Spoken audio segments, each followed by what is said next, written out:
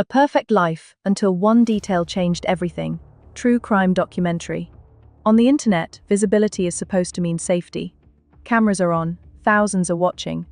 Every moment is recorded, shared, archived. The assumption is simple. When so many eyes are present, nothing truly dangerous can happen unnoticed. This story dismantles that belief. It begins inside a small apartment, in a quiet residential district, where a ring light casts an artificial glow meant for connection, not survival. A young woman sits in front of her phone, speaking calmly about reclaiming control over her life. What she doesn't know is that the boundary she believes she has drawn has already been crossed. Within minutes, a private nightmare becomes public, not through headlines or police reports, but through a live feed watched by hundreds of thousands of people who can do nothing but react in real time. They see fragments, shadows, sudden movement, the sound of something going terribly wrong. Then the screen goes dark. What remains is uncertainty, silence, and a disturbing question that lingers long after the video ends.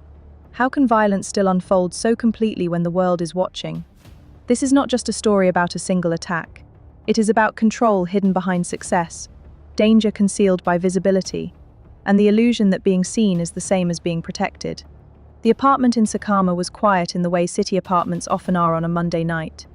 The sounds of traffic filtered in from a distance, muted by concrete walls and closed windows.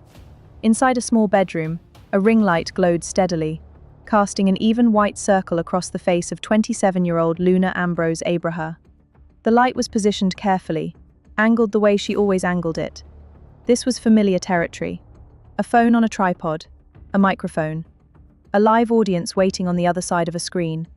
It was May 19, 2025. Luna had gone live countless times before. Her audience knew her routines, her tone, her confidence. She was a social media personality with hundreds of thousands of followers, someone who had built a career on visibility. When the live stream began, nothing seemed unusual. Within minutes, though, the viewer count began climbing faster than normal. Followers shared the stream rapidly, messages poured in. People sensed that this broadcast was different. Luna wasn't there to dance or promote a brand. She was there to speak about her personal life.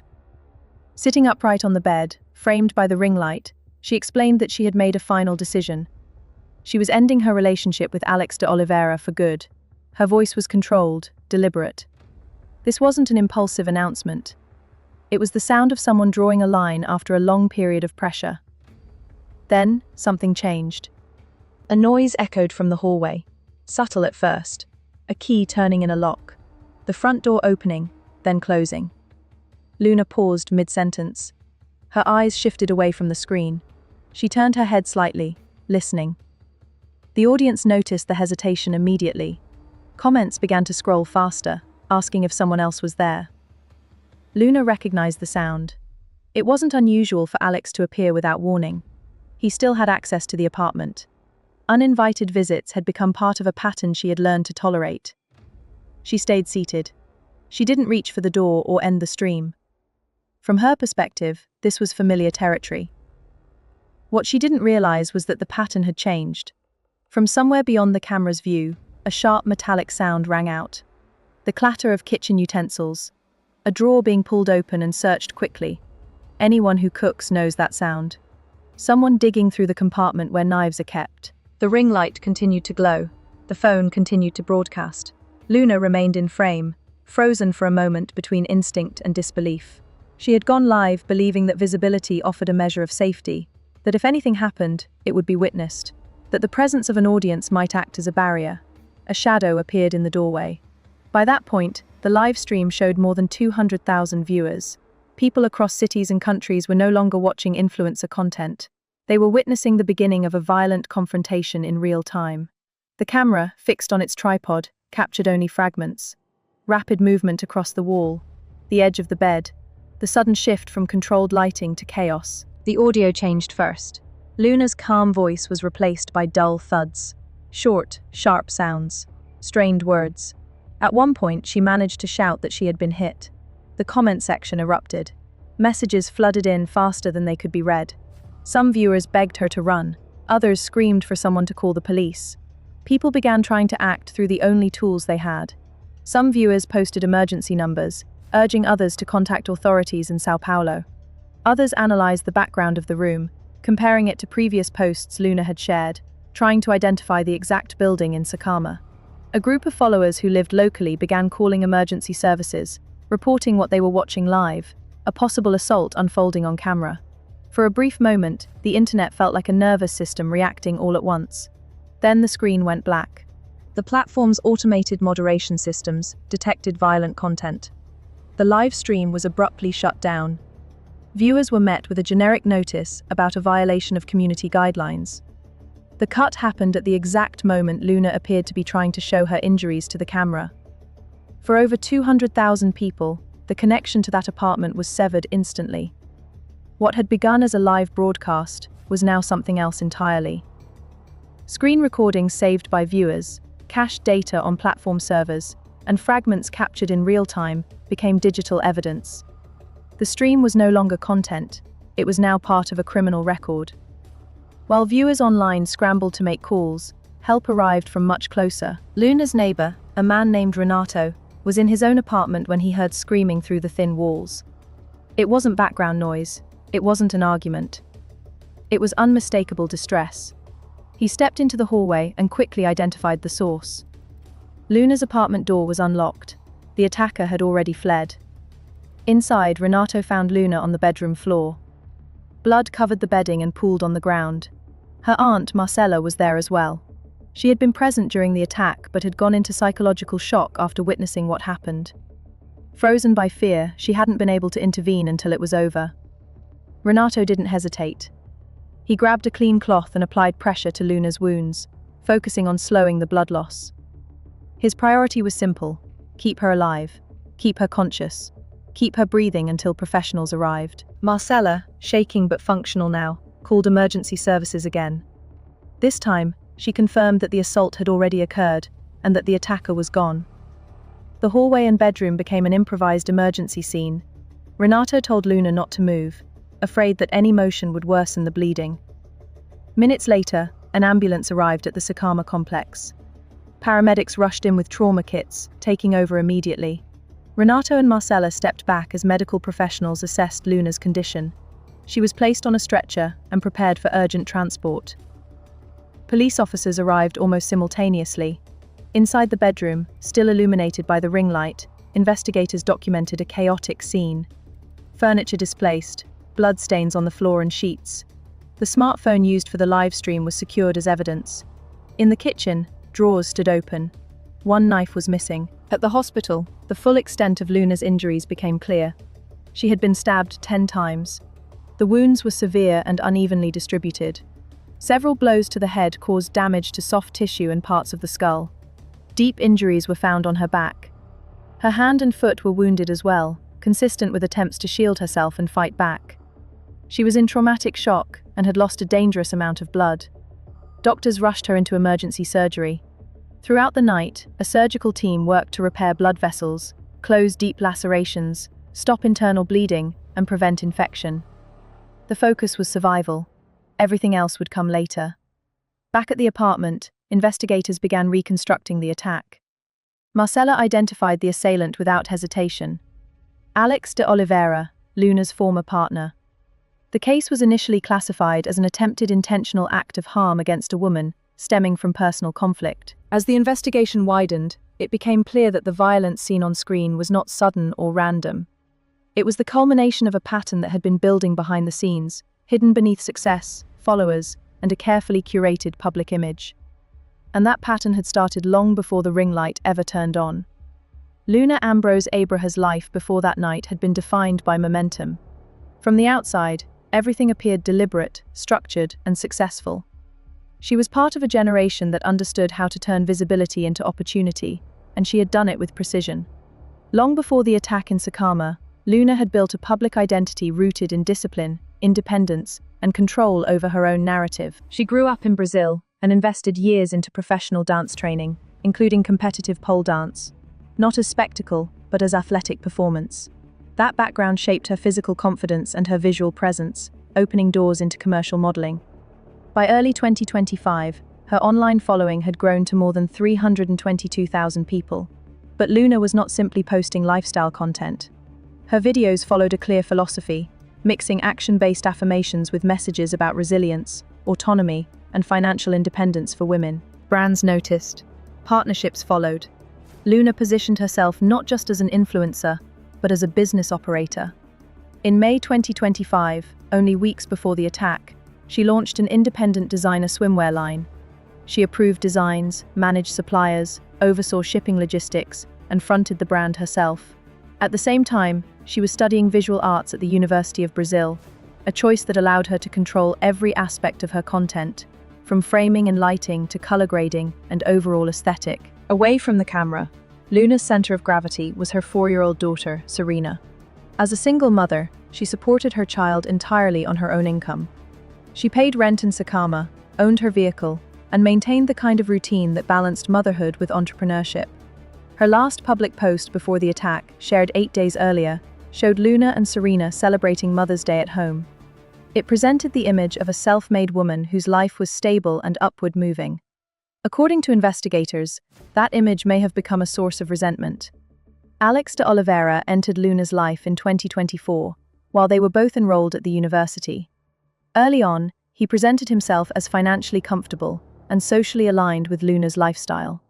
He appeared in photos from restaurants, trips, and weekend outings. To her audience, they looked like a compatible couple navigating success together. Behind that image, however, investigators would later uncover gaps. Alex did not have verifiable employment. There were no registered businesses, no consistent income records, no clear financial trail. Yet during the early phase of the relationship, he spent freely. Expensive gifts, lavish outings, covering costs without explanation.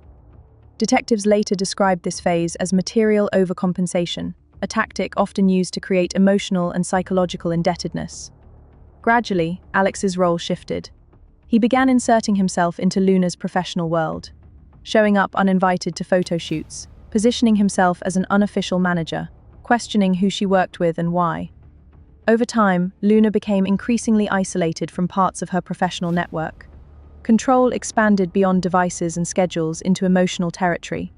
The relationship moved from partnership to dominance. By early 2025, neighbors in the Sakama building began noticing changes. Arguments became frequent. Raised voices carried through thin walls. Witnesses later told the São Paulo Civil Police that confrontations occurred multiple times a week. Objects were thrown.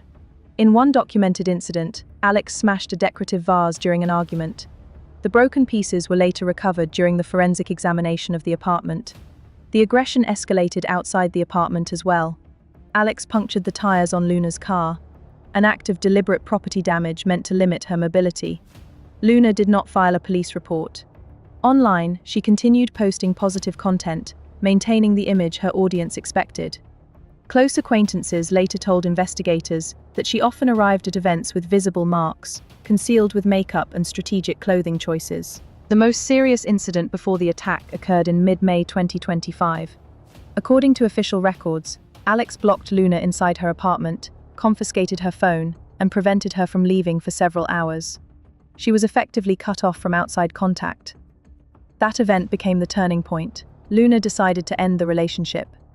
On May 19th, during a brief window when Alex was away, Luna regained access to her devices. She started the live stream with the intention of speaking openly about the breakup and the control she had endured. What she did not know was that Alex still had a key to the apartment. After Luna was taken to the hospital, forensic specialists began reviewing the live stream footage in detail.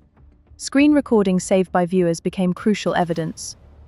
Frame-by-frame analysis clearly showed Alex's face and the weapon in his hand.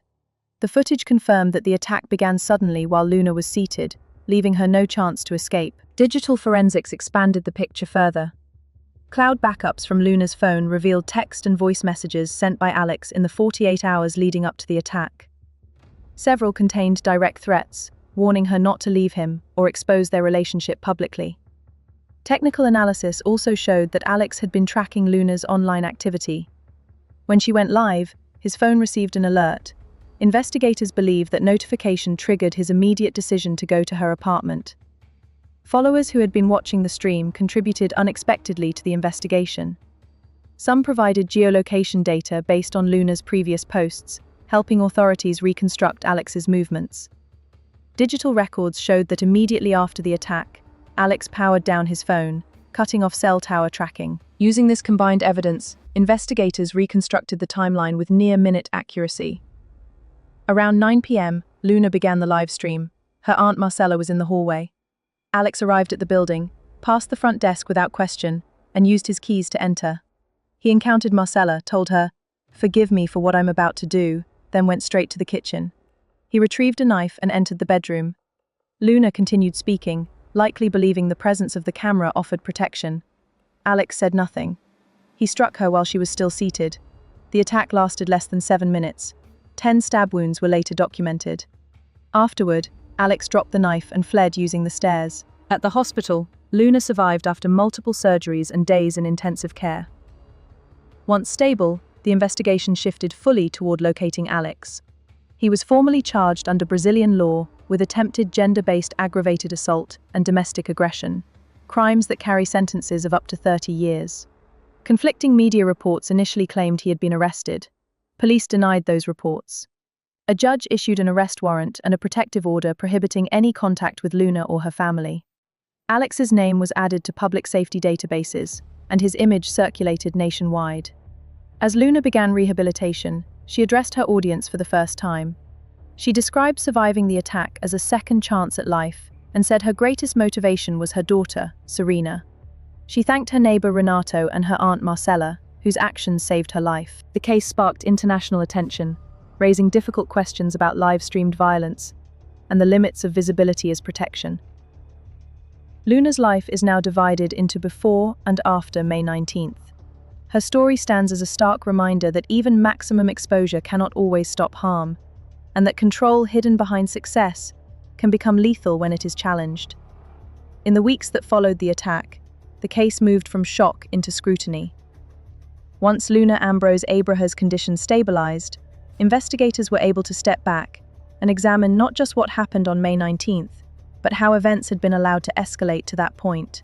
What emerged was not a sudden act of violence, but a prolonged collapse of boundaries, warnings, and protections that never fully engaged. Detectives with the São Paulo Civil Police focused first on establishing motive and intent. The live stream footage removed much of the ambiguity that often complicates domestic violence cases. There was no argument visible, no prolonged exchange, no sign of self-defense. The attack began immediately and decisively. From a legal perspective, this mattered. It framed the assault not as an emotional outburst, but as a deliberate act triggered by loss of control. Equally important was what happened before the knife was ever picked up. Investigators reconstructed months of behavior that pointed toward coercive control. Alex de Oliveira's actions followed a familiar trajectory seen in many intimate partner violence cases. Initial charm, material generosity, gradual isolation, professional interference, emotional dependency, and finally, physical intimidation.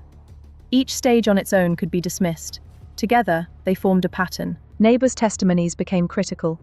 Multiple residents in the Sakama building described frequent arguments, often late at night. They recalled sounds of objects being thrown, shouting that went on for long periods, and moments when the apartment suddenly went quiet afterward. None of them had called police at the time. Later, many said the same thing. They assumed it was a private matter, a couple fighting, something that would resolve itself. This assumption is one of the most dangerous gaps in domestic violence prevention. When violence happens behind closed doors, communities often hesitate to intervene. There is a fear of misreading the situation, of overstepping, of becoming involved in something personal. That hesitation allows patterns to deepen. By the time violence becomes undeniable, it is often already severe. Luna's decision not to report earlier incidents became another focus of the investigation. Friends told police she worried about how a report might affect her career, her studies, and her daughter. She was concerned about escalation. She believed that ending the relationship quietly would be safer than involving authorities. This belief is common among victims of coercive control, and it is often reinforced by past experiences where complaints were minimized or ignored. The mid-May incident, where Alex confined Luna inside her apartment and took her phone, stood out sharply in the case file. Under Brazilian law, this alone constituted a serious offense. Had it been reported immediately, it could have triggered protective measures sooner. But But like many victims, Luna prioritized de-escalation over confrontation. She waited for an opening, regained control of her devices, and chose to end the relationship publicly, rather than through a legal process she did not fully trust to protect her in real time. In a world that now carried constant reminders of how close she had come to disappearing from it, recovery was not linear. Each surgical milestone came with setbacks. Nerve pain, limited movement, fatigue that no amount of rest seemed to erase. The physical wounds were visible, measurable, documented. The psychological ones were harder to chart. Trauma does not fade simply because a threat is gone. It reshapes perception. Everyday sounds trigger vigilance. Ordinary routines require recalibration. Safety becomes something that must be relearned rather than assumed. Throughout this process, Luna made a deliberate choice about visibility. She did not disappear completely, but she refused to perform recovery for public consumption. When she spoke, it was on her terms. She described surviving the attack not as a miracle, but as a responsibility. A responsibility to her daughter. A responsibility to reclaim ownership of her life. A responsibility to speak clearly about control and violence without allowing those forces to define her. Her words carried weight because they stripped away illusion. For years, her public image had represented success, independence, and strength. The attack shattered the assumption that these qualities automatically provide protection. Financial autonomy did not stop coercion. Visibility did not stop violence. Education did not neutralize entitlement. Luna's case forced a difficult acknowledgement. Danger does not always target the vulnerable as we imagine them. Sometimes it targets people who appear most in control. As the legal pursuit of Alex de Oliveira continued, attention shifted toward accountability beyond one individual. Advocacy groups pointed to the warning signs that had been present long before May 19th. Repeated property damage, isolation, monitoring, confinement. Each incident, when viewed alone, could be minimized. Together, they formed a clear trajectory. This is where many systems falter. Content, not intervening crimes. Automated systems shut down violent streams to protect viewers, not victims. Emergency response still depends on physical proximity, clear information, and timing. In Luna's case, survival came not from the internet, but from a neighbor who heard screams and opened a door. That distinction matters. In the months following the attack, discussions expanded beyond one case. Lawmakers, technologists, and advocacy groups debated how live-streamed emergencies should be handled. Should platforms delay shutdowns to preserve situational awareness? Should emergency reporting tools be integrated directly into broadcasts? There were no easy answers, only uncomfortable questions raised by a night that could not be undone. For Luna, the focus remained closer to home. Rehabilitation continued. Therapy sessions addressed not only fear, but grief, for the version of life she had before. She spoke openly about the anger she felt toward narratives that questioned her choices. Why didn't she leave sooner? Why did she go live? Why didn't she lock the door? These questions, she noted, placed responsibility on survival strategies, rather than on violence itself. Blame, she understood, is often redirected because it feels safer than confronting how unpredictable danger can be. Her priority was rebuilding stability for her daughter, Serena.